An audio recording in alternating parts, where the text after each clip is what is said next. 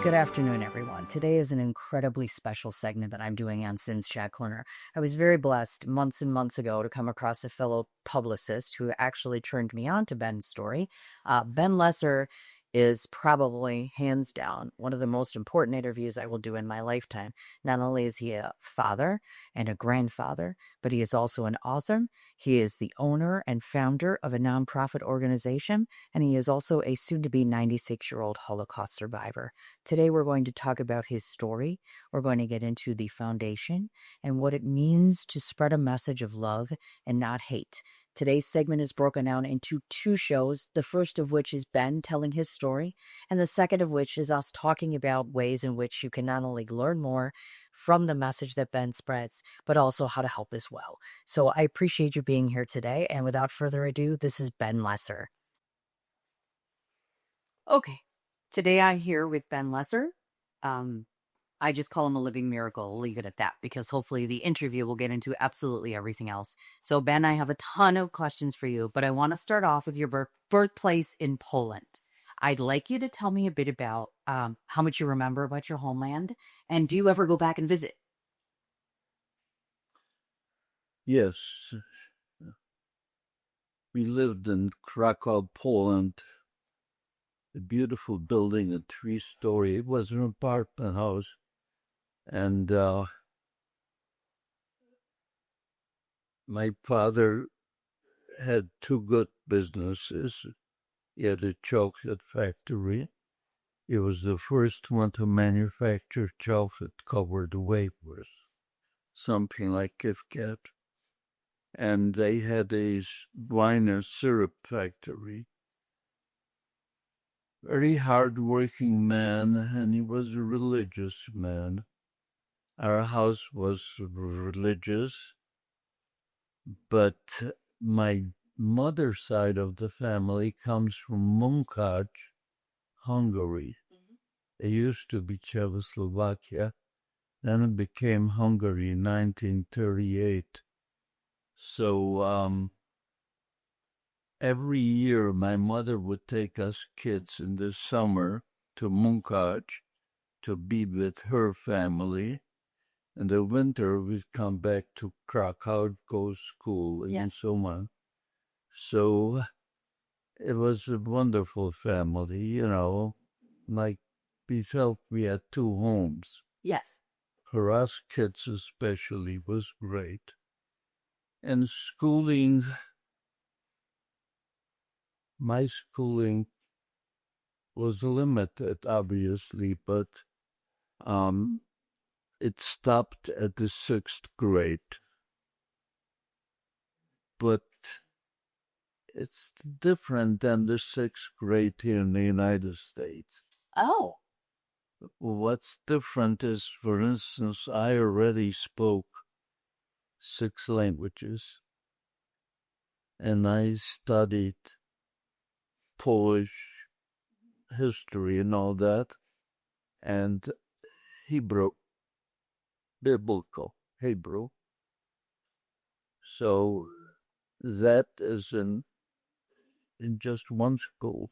Then, of course, in regular school there was Polish, and I also studied German. My mother insisted that those kids should all know German, because German was the language of the elite in those days. Ah, yes.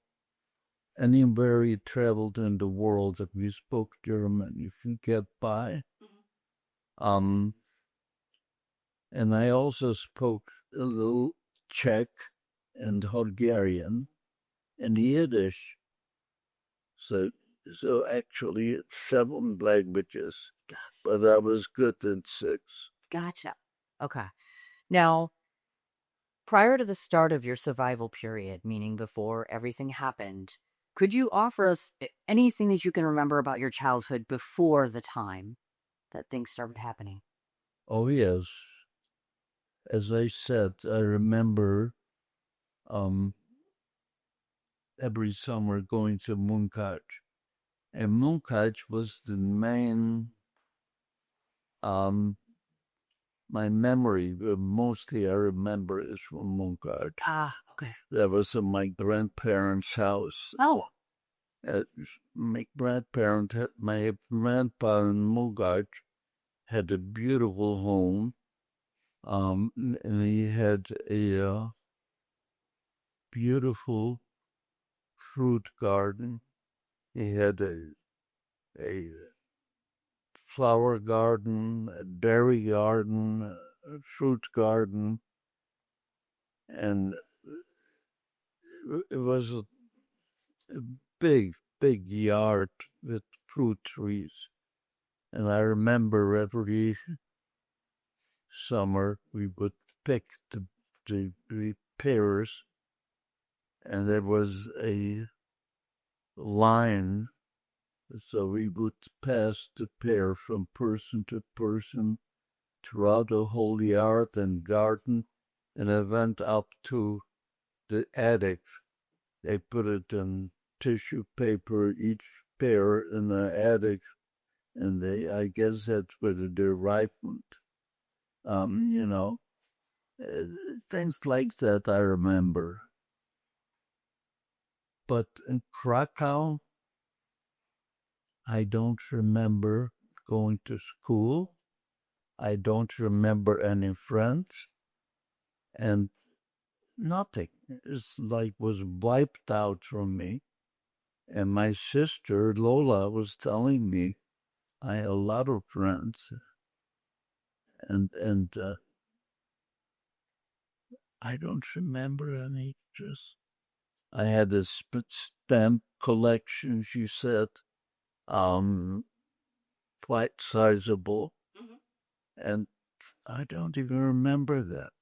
I still love to collect stamps, but I don't remember what happened. It seems like all the years from before the war were just wiped out from me. okay. I don't remember it. I do remember one incident going with my father to a temple twice. That's all I remember. Okay. Now, when you were age 13, an average child, that's not you per se, is out playing sports and hanging with their friends and doing things that children do.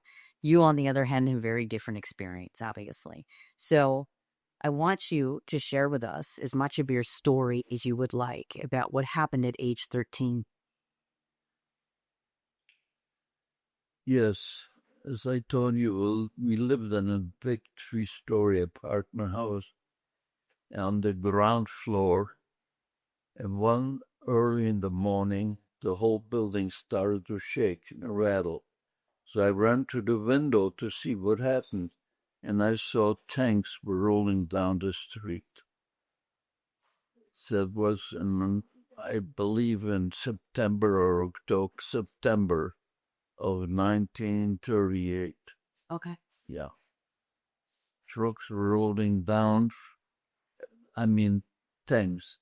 Following the tanks, there were half tracks, and every few steps, a soldier would jump out of the half track, get on the sidewalk, and this is how they occupied the city. There was no fighting. Um, follow, Following them, there were the Wehrmacht with the shiny black boots and the goose steps. It was quite impressionable for a um, 10, almost 11-year-old. Yeah. Did, okay. But no one knew exactly what to expect.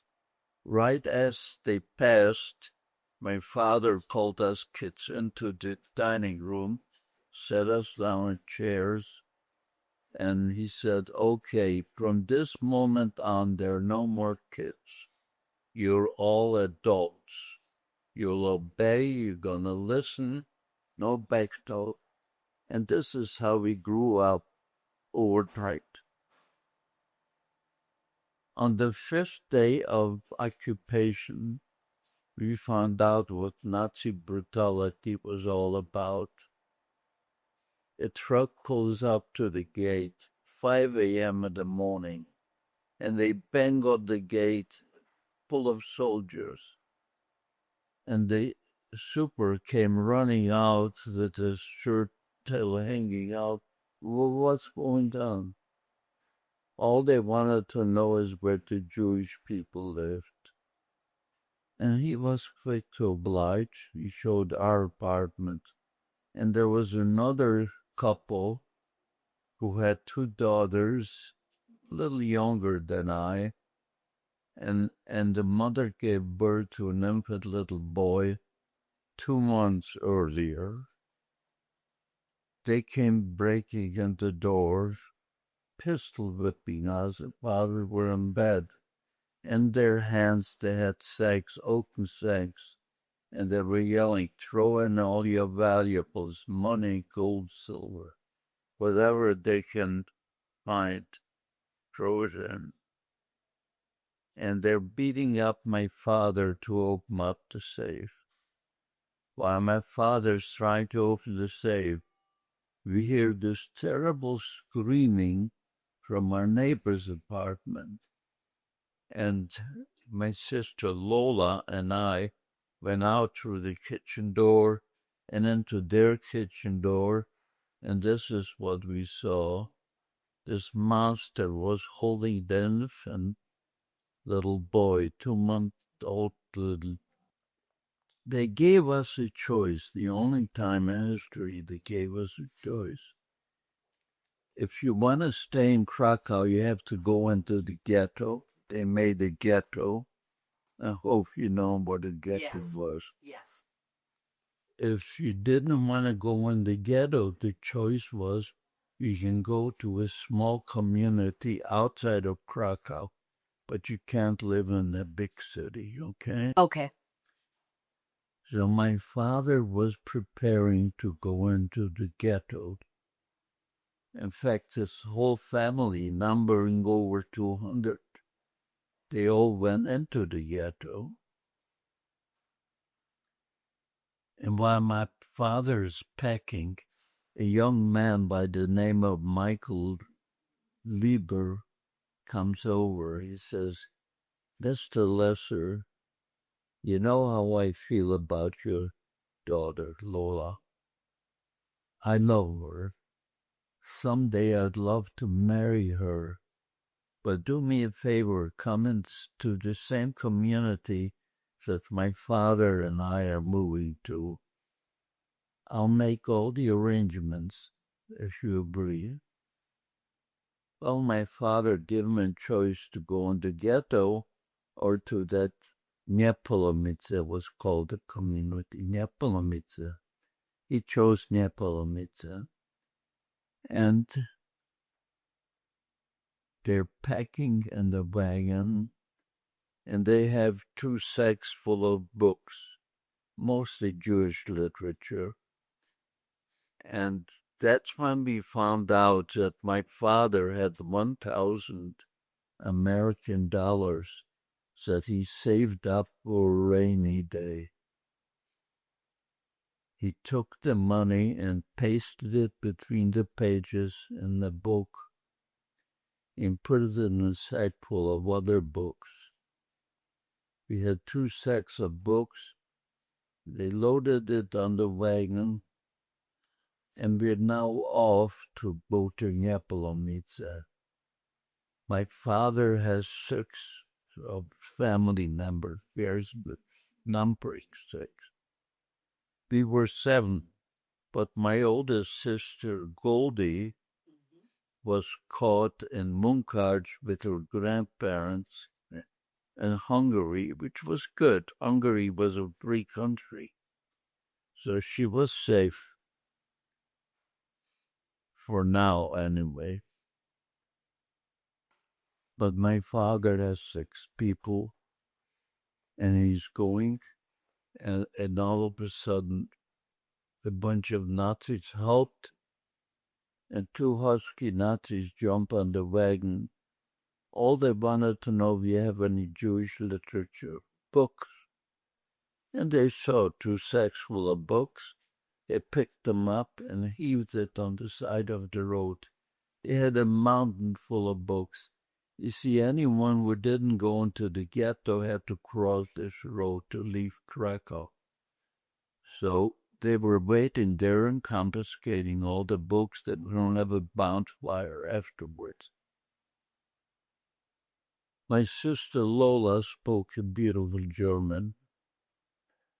So she walks up to him and says, "Look, my father is a writer. He wrote his autobiography. Let him keep this one book." He looked at her, maybe liked the way she spoke German. He says, "Okay, I'll give you 5 minutes to begin find it." Well, the whole family started to climb on the mountain of books. All these books are leather-bound, brown or black. They look alike. After 5 minutes, he chased us away. No book. The father has 6 people on a wagon. We were 6. How is he going to feed us? He doesn't have a penny to his name. It's not like he can get a job. Jewish people were not allowed to be hired. Yeah.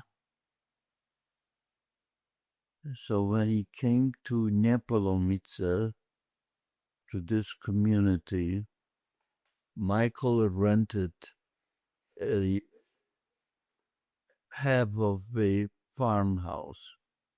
The farmer lived on apple orchard farmer lived on one side, and the other side was our apartment. And between the two apartments, there was a baking oven. People used to bake their own breads in those days. My future brother-in-law, Michael, saw what was happening. He found out my father has no money. He brought my father 100 pounds of flour, figuring he'll be able to bake bread to feed the family. When my father saw the flour, his face lit up.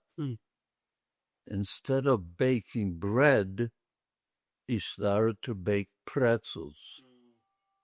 Why pretzels? All you need for pretzels is flour, water, and salt. Those ingredients he had. Then he took the pretzels to the neighboring bars, taverns, and offered it for sale. It was a novelty. They were buying these pretzels. Now my father became a little baker in that community. After pretzels, there was rolled cakes, cookies, all kind of delicacies. And I was 12 years old. I remember baking with him. In fact, one of the things I remember is baking Mandelbrot. You know, those boxes were in business. Anyway, this went on for about a year. And Lola Manette marries Michaels.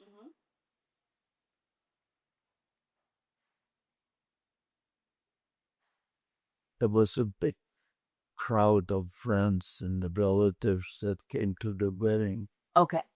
And I'll show you a picture later. I don't have the thing. Out of all these people, only 3 of us survived. Michael, Lola, and I. The rest were all killed. Anyway, they moved out, Michael and Lola, into a duplex. One side of the duplex lived the owner, who happened to be the mayor of Nepolomice.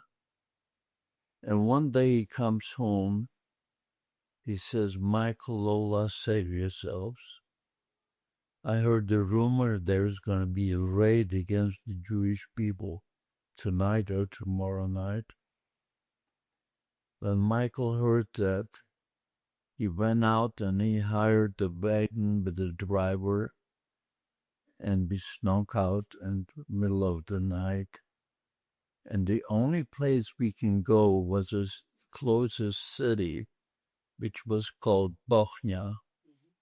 Bochnia had a ghetto, so that meant we had to go inside the ghetto.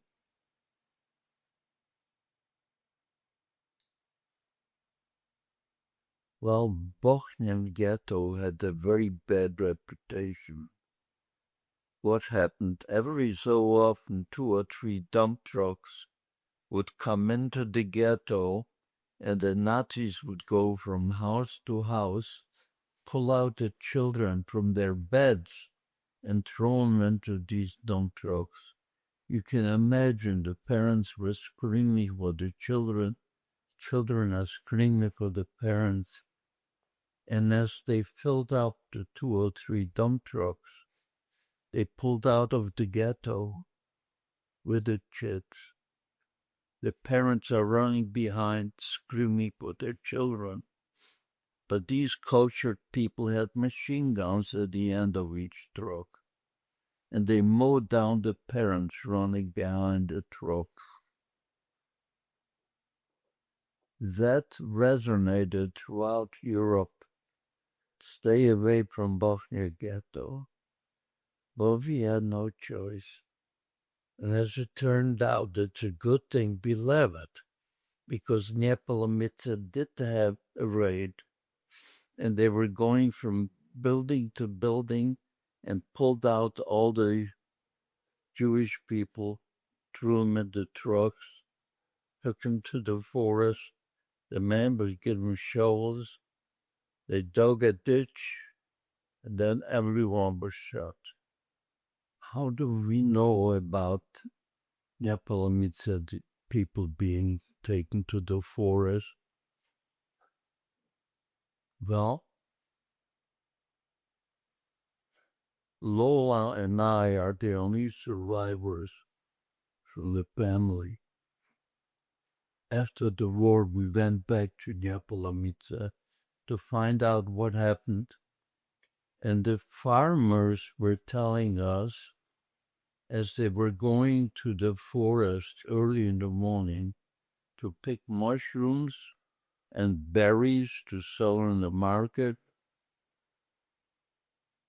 they saw those trucks pull in, and they were hiding behind trees.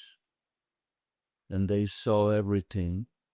They said the ground was moving 3 days after. They didn't care if they killed you or not, they buried you alive. So it's good that we went to Bochnia. And in Bochnia, the driver unloads us in the middle of the street. We were sitting there with our belongings sitting there,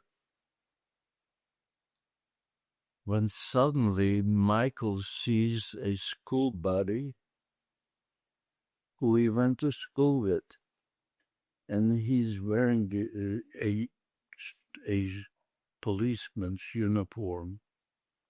They had no weapons. All they had is a baton, those policemen.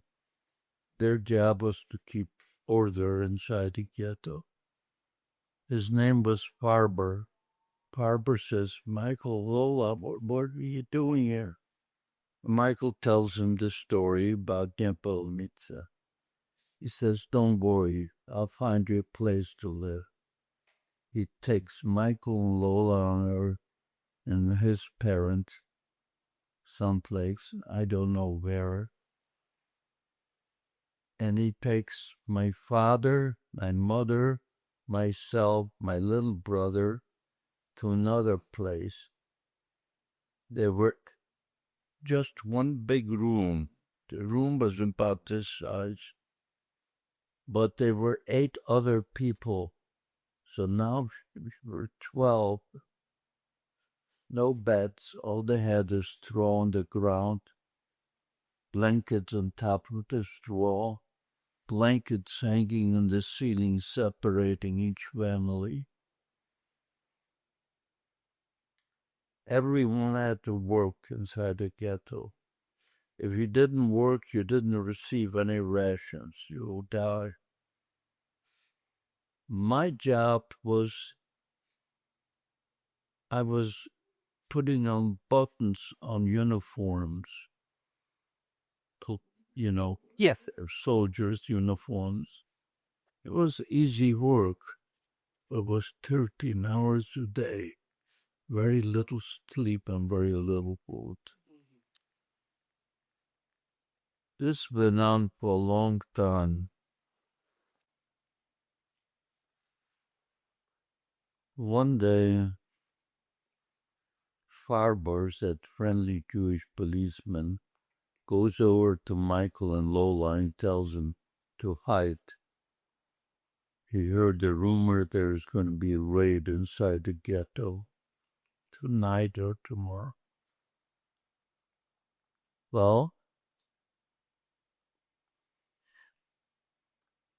that's when Michael and Lola went to their hiding place, which was a doghouse. You heard right, a doghouse. You lifted up the floor of the doghouse.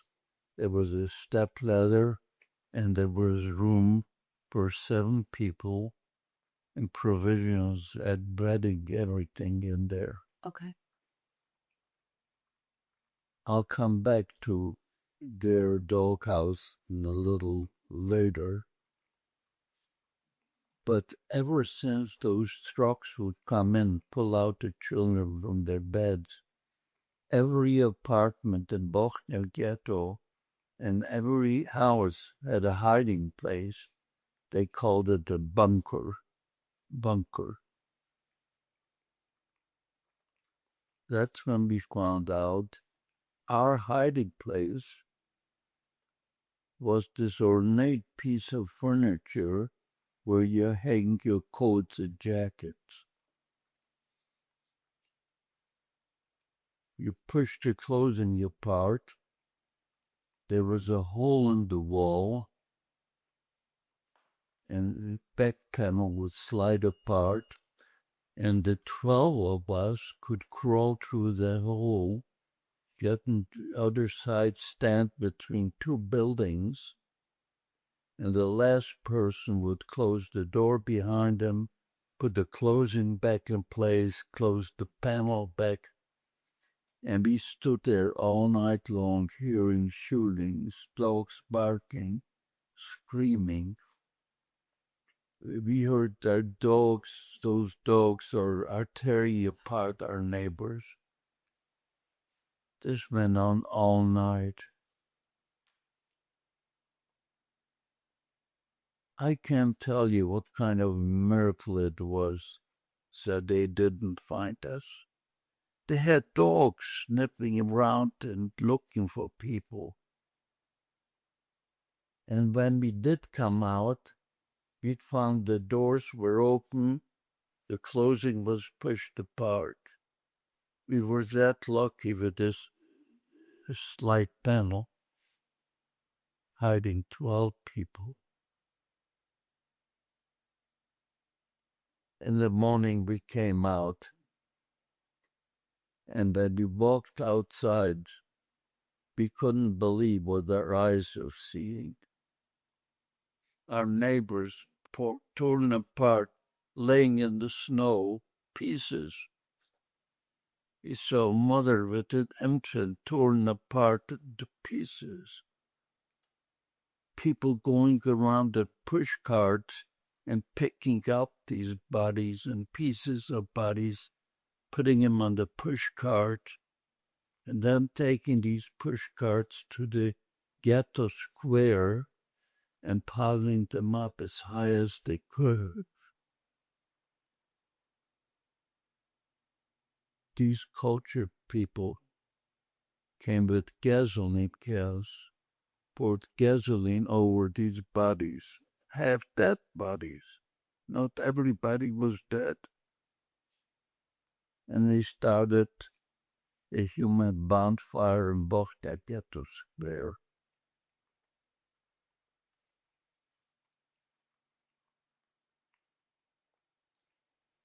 You can't imagine the screams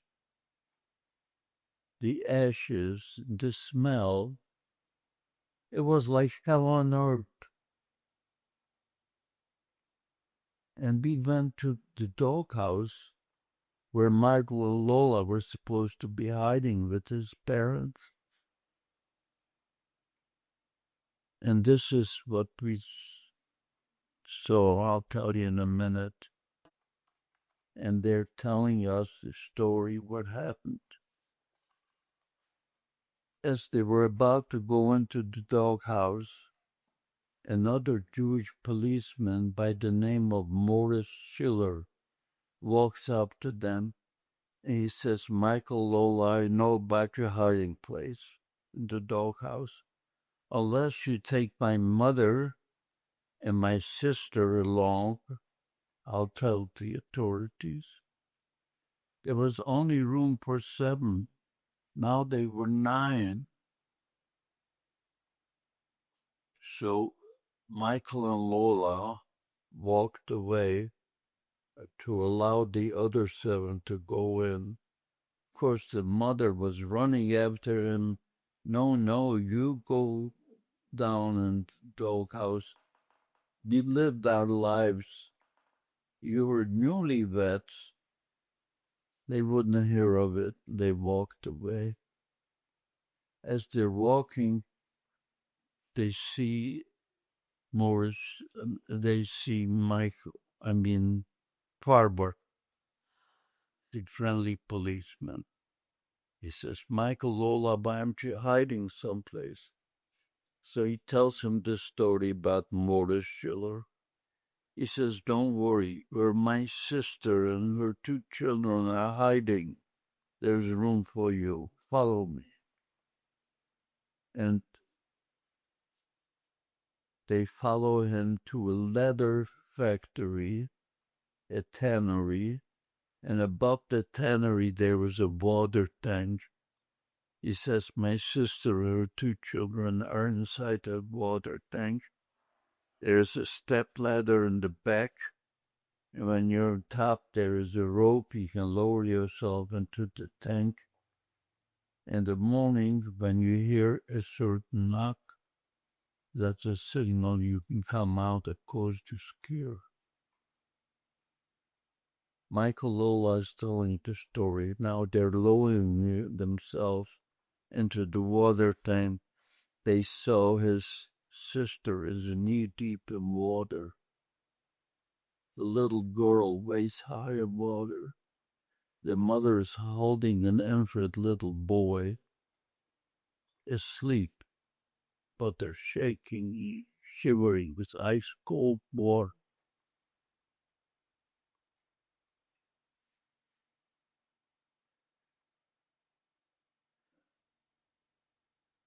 They Michael picked up the little girl. Lola picked up the infant little boy from the mother, and all 4 of them were standing there and shivering all night long. Actually, there were 5 of them in there. Towards morning, they heard that friendly knock. That meant the coast is clear. They pulled themselves out, and after they came down and they got some circulation back into their lives, the first thing they wanted to know is what happened at the doghouse with his parents. And they came to the doghouse. They saw everybody's laying in the snow with a bullet in their head.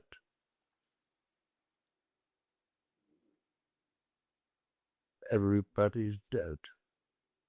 Lola started to scream. Michael stopped her. They may still hear you. The match still be burning, Bobby. And with a crushed cry, they knew what they had to do. They went out and they found a rickety wheelbarrow. They put the family in the wheelbarrow and they took him to the cemetery up the hill. Michael found a shovel, and Lola, with her bare hands frozen around it, they were able to dig out a hole, put the family in. They put the family in, and Morris Schiller walks up. He says it wasn't my fault. It wasn't his fault because his own mother and his own sister were killed too. Yes. However, he says, that grave that you just put your family in, I want it for my mother and my sister. You're going to have to take him out. Lola started to cry, and Michael said, look, he's got the power over us. And they pulled the family back on the real world, took him to a different spot, and they started all over again. While this is going on, there's a Jeep coming up the hill, and it stops right at the cemetery gate. Two husky soldiers jump out of the Jeep. They come to the cemetery, yelling, Morris Schiller, Morris Schiller. He says, yeah, well, here I am. He walks up to them. They pull out the revolver and they shot him. They shot him dead. That's what they did to people who have seen too much. They didn't want to leave any witnesses. And after they left, Michael and Lola went down the hill, holding each other, crying. And they came down the hill. They saw people going around in pushcarts and loudspeakers and yelling. Anyone after the ghetto had to go register in the Judenrat and the Jewish police station. If you didn't register, you won't get any rations, so you starve. So the story begins. Michael and Lola went down there. My father, mother, I, my brother be up and down, and his family. We're standing in line. Lola was first one in line, and she walks up to that window. The other side of the window was an assessment, asking questions. In a chair sitting near the assessment was the head of the Gestapo from Bosnia. Not just the ghetto, all Bosnia. His name was Schonbrook. Schonbrook. And he's listening to what's going on. And they asked Lola where she lives, and they asked her age when she was born. She gives that. And then they asked her where were you born. She said in Munkac. She was born in Munkac. Munkac, where's that? Well, now it's Hungary. It used to be Czechoslovakia. Anyway, and they asked Lola, where were you born? She says, in Munkac. Where is Munkac? It's now Hungary. It used to be Czechoslovakia. Schonbrook, who is sitting in a chair there, says, stop everything. I want this young lady in my office tomorrow at 9 a.m. When Lola heard that, she started to cry and she walked away from the window. And of course, the whole family walked away with her.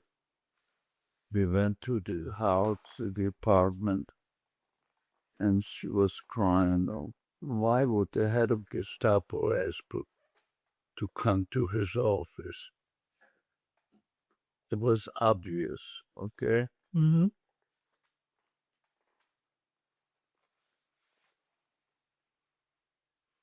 In the morning, about 8 a.m., two Jewish policemen walk over. Barber was one of them. Says, "Lo, it's time to go." And they walked out. And the Folk family and friends were all who heard that. And friends were all coming, following Lola. And Lola had to cross the gate outside the ghetto. So we can only go up to the gate. And among us, there was a friend who was a rabbi. The Baba rabbi was very well known. But then he was just in regular clothes, clean shaven, was working in the Judenrat. He was a friend of ours, and he comes there, and Lola goes out of the gate, and my father yells to her something in Hebrew, which means it's better to die than to give in to those Nazis. And she leaves with the two policemen, and she goes to the Gestapo headquarters, who happened to be a Jewish home at one time. Beautiful place. And they come in, they see a lot of secretaries with typewriters. And at the end of the room, there is a desk. Behind the desk, Schönbrück. And when he sees Lola come in, he stands up behind the desk, which was unusual. And when she comes close, he pulls up a chair for her to sit down. Well, that was a completely unusual. And he saw she's shaking and crying. He says, "Calm down. No one's gonna hurt you here. Take it easy. Sit down." And she looks at him. It was very unusual. And he says to her, "Were you really born in Munkaj?" She says again, which is yes. He started questioning her about movie stars, Hungarian movie stars, about food, goulash, and all that. But she knew everything where she was born. So, we worded star flower. He goes to the star and he pulls a dagger. He says, "You're one lucky young woman." She looks at him. "You see, Munkaj is in Hungary. Hungary is an ally of Germany. We have no quarrel with Hungary. Therefore, we have no jurisdiction over you. You're a Hungarian citizen. You don't have to wear this. You don't even have to live in the ghetto." Oh, when she heard it, she started to cry for happiness. And he also asked, "What about the rest of the family?" She says, "Everybody now was born in Munkach," which wasn't true. I was ready. Yes. My father, only my mother and hers were born in Munkach. So he orders his secretaries to take down our names from the whole family, type out papers.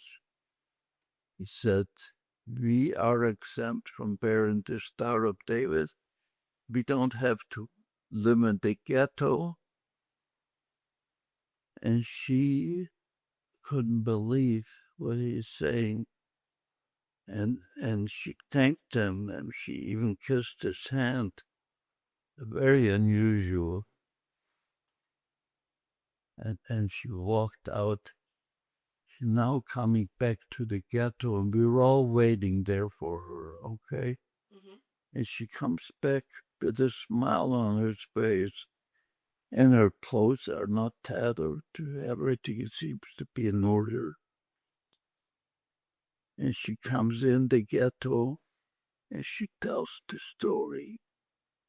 We're starved, David. We don't have to live here. Well, there was a rabbi there, a friend of ours. He picks her up and he dances with Lola.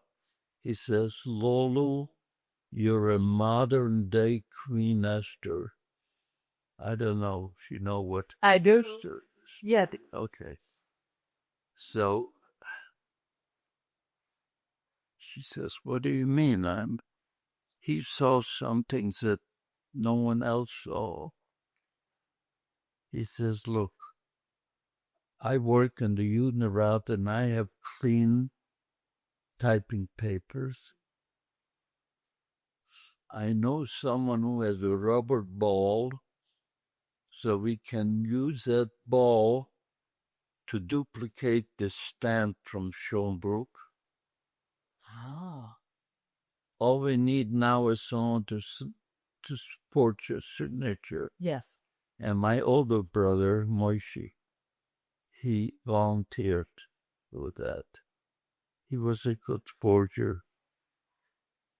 And we started to work on people, and they heard that, everybody wanted to get out of the ghetto. Lola. Anyway, they were about the whole family, our family, of course, went out of the ghetto, and we took out 55 other people with us. And meanwhile, my brother is being jailed. Somehow or another, they found out. So they put my brother in a concentration camp. Schönbrück was executed because they found out what he did. That story with Hungarian, not Hungarian, with the Nazis, it makes no difference. You're Jewish. So now we're outside the ghetto,